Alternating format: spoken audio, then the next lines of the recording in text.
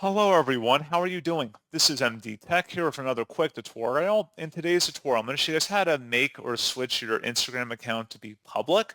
So this should hopefully be a pretty straightforward process here, guys. And without further ado, let's go ahead and jump right into it. So all you have to do is sign into Instagram and select your profile icon in the bottom right corner.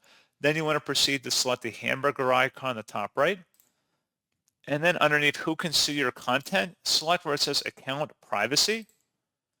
And you can see if private account is toggled to the right in lit up blue, you're going to have to turn it off. So you want to click inside that oval until it's grayed out like you see on my screen here. That means the account would be public.